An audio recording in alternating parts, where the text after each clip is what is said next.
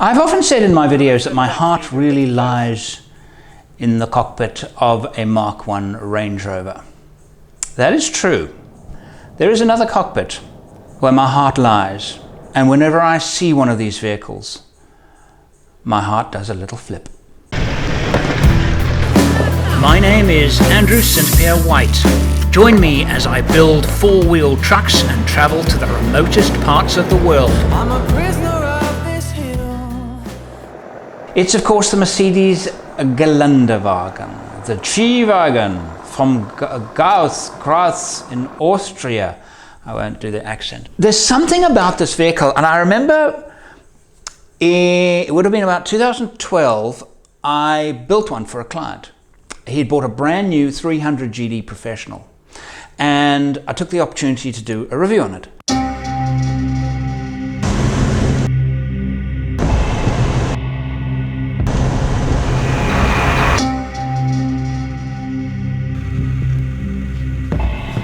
I am smack bang in the middle of South Africa, at a place called Gariep Dam. Just 4 weeks ago, I was also here, but then I'd arrived using a very different machine.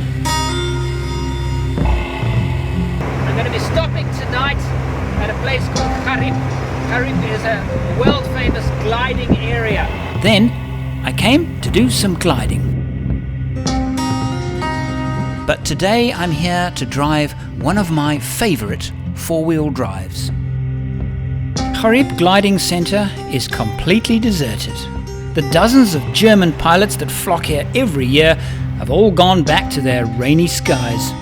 And I'm here to get a feel for one of their least common four-wheel drive station wagons. The Mercedes Geländewagen 300G Professional. The G is absolutely amazing when it's set up well. When you're driving over rough ground at a high speed, it just the whole body, the whole chassis feels as if it's honed from a solid block of steel, milled. It doesn't feel like a collection of lots and lots of parts. It's an incredibly solidly built vehicle.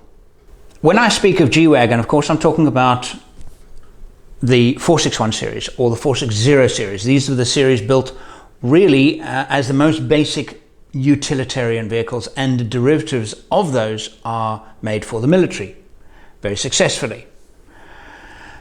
But in Australia, the G-Wagen got some extremely bad press during an event that was actually partly organized by Mercedes-Benz in Australia. They decided to take on the fabled canning stock route, an incredibly long and very arduous trek across Western Australia, and to do it in some G-Wagons. But the whole idea was to do it in standard vehicles, unmodified vehicles. Now, I've done the trip and my vehicle is pretty heavily modified.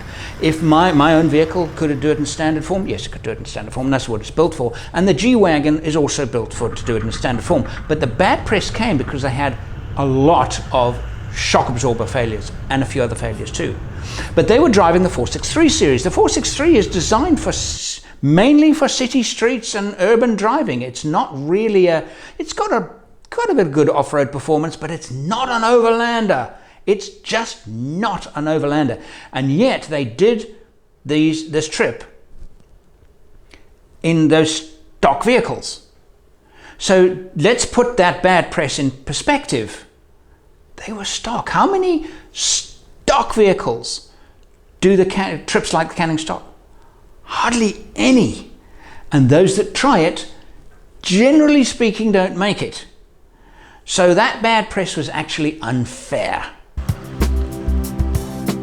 I managed to get my first one after I had a number of other vehicles that weren't particularly satisfying, and then set my eyes on a G-Wagen and managed to get via Mercedes-Benz South Africa an extremely good price on an ex-demo 461. This was in 1999-2000 is when they imported, and I don't know how many, it was probably not more than a couple of hundred, 461 290 GD.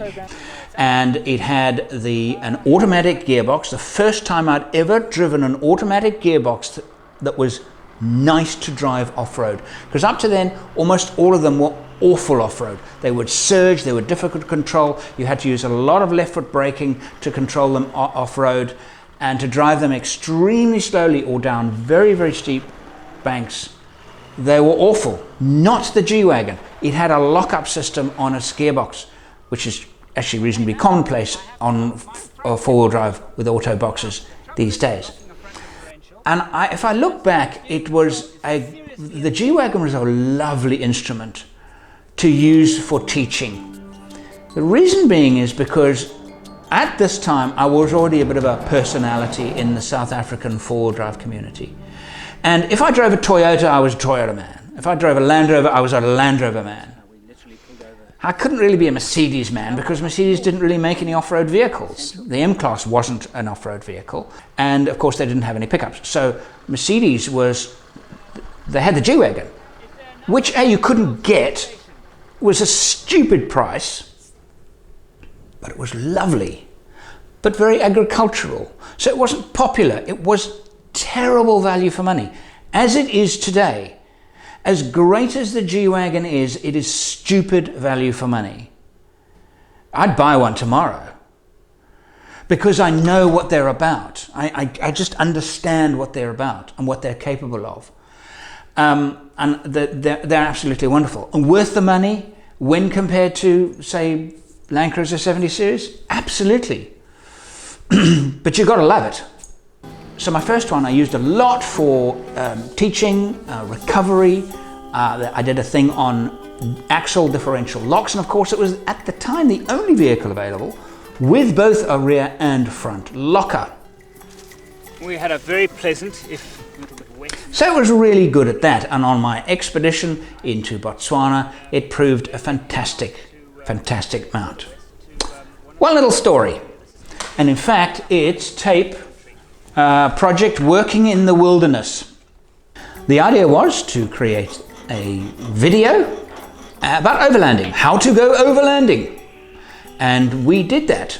And the story is I wanted to teach something about grass, the danger of grass, getting caught underneath the vehicle, and I knew that G-Wagons had a shortcoming, but I had yet to experience it firsthand. The exhaust goes over where the rear axle is, and then in that orifice about this big, it goes through above the plastic fuel tank and out the back. That area there, that narrow aperture around the exhaust pipe, just behind the back axle, the perfect place to get grass to get caught in there. So we're driving along, and I say on the radio to my mate, who's got the camera, Steve, I'm saying, Steve, I'm going to slow down. If you can park behind me and then come to me with the camera, I'm going to get out of my truck and I'm going to talk about fire risks and grass. And this he did. I thought we better check the vehicles for grass, fire. It's the first clear patch I could for a couple of days. And as I got out of my car, I could smell it. And I realized immediately that my car was in danger. So I was kind of talking to camera, and I quickly, actually, while the camera was running, went and got my piece of wire and started hoiking out the grass. And had I driven for another 15 minutes, I would have lost my G-Wagen. I can guarantee it. And subsequently, the days ahead, we had lots and lots of tall grass. I would stop every 10 minutes. I nearly learnt the hard way. And I was able to express in the video, hey, you know, especially if you don't know your vehicle, be very, very careful of grass fires. The other trip I took my first G on, which was memorable, was through the Kwoka land. I was doing a mapping project. My mapping project is also going to be featured this month in one of my videos. And I was in the northern part of my favorite parts of Namibia. Okay, we're going to go into low range. I've heard it's particularly steep, and it is into low. Automatic transmission, lowest gear, and this one I have a brake function which I've now engaged, and brake off, and we let it go. Now, one of the things about automatic transmission is that they tend to race. The nature of automatic transmissions means that going down steep slopes, one is less dependent than with a manual gearbox on the gears to slow the vehicle. I recently travelled there with Paul Marsh, that was in 2016, and we drove down the Van Sales Pass. I drove down the Van Sales Pass also with my G-Wagen with an auto gearbox. And the whole prospect of going down such a steep pass with an automatic gearbox was quite scary, but it wasn't with a G. It just worked so very, very well. And driving in such beautiful country was something I will never forget.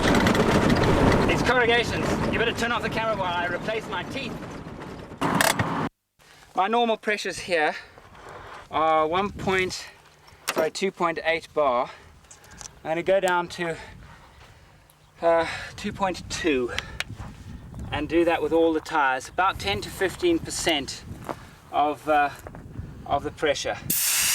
Let it out of the tires. I sold that G after owning it for about 3 years to start my very first Land Cruiser project, which will be featured in another video this month.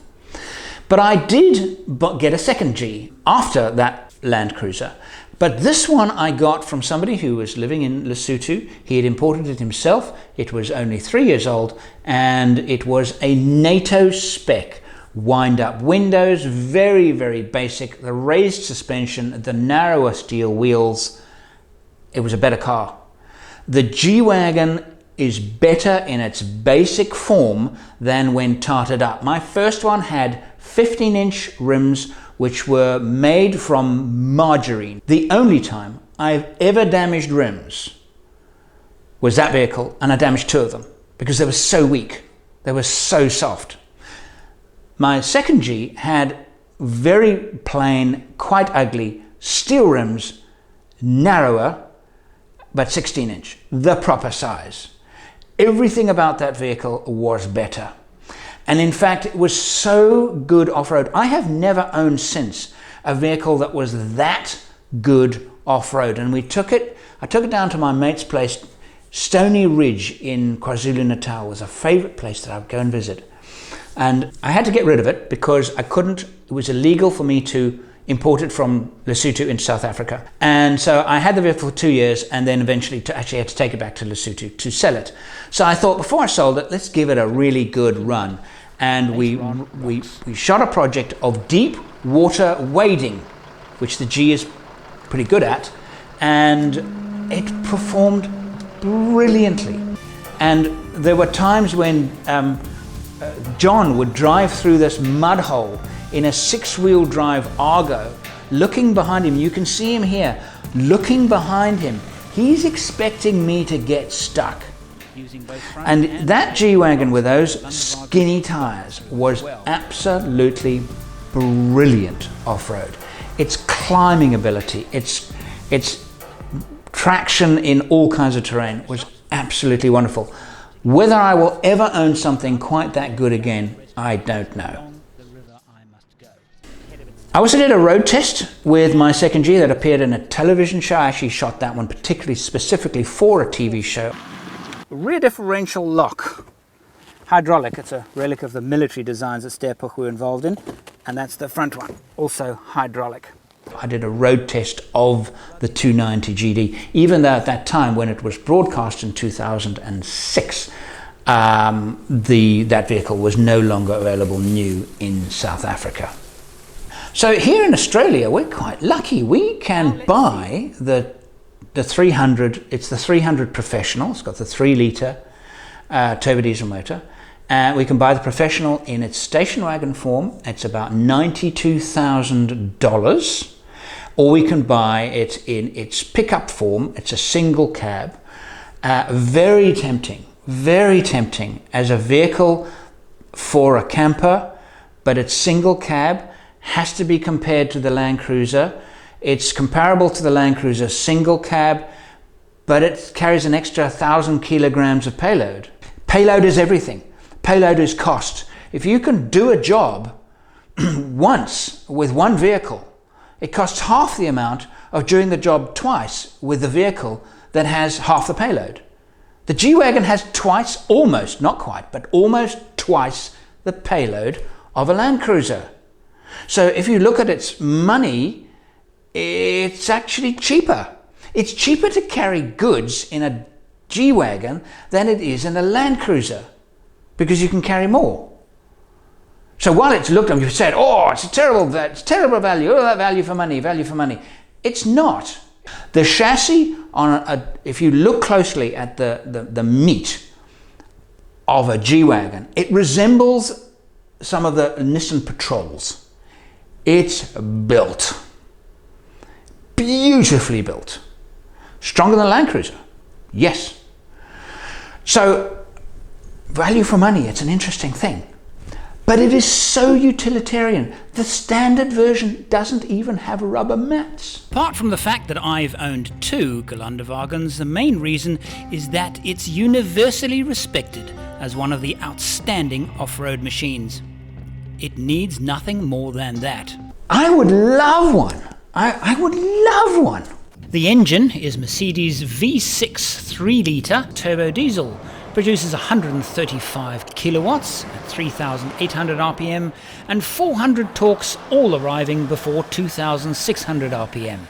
It's smooth, economical, and has a modern Tiptronic gearbox. But I'd put a camper on it, a proper, fully fledged overland touring camper on that vehicle, and sound deadening. I still love the G-Wagen. I really do. There's something about that vehicle. It's something about its solidness that is just... Is it as reliable as a Land Cruiser? I doubt it. But I don't think the Land Cruiser V8 is the most reliable car. It's not as reliable as the 1HZ Land Cruisers. If anything, Land Cruiser has gone a little bit backwards in its reliability. And I think purely because it's more complicated. It's a complication issue, not a build quality issue. I believe that. And the G-Wagen is every bit as complicated as a V8 Land Cruiser. To me, that is a work of art. I hope you enjoyed my G-Wagen story. Maybe I'll get another one day. Tomorrow, the story of my mapping company and how I really love maps. Don't forget to like, subscribe, and support my work on Patreon.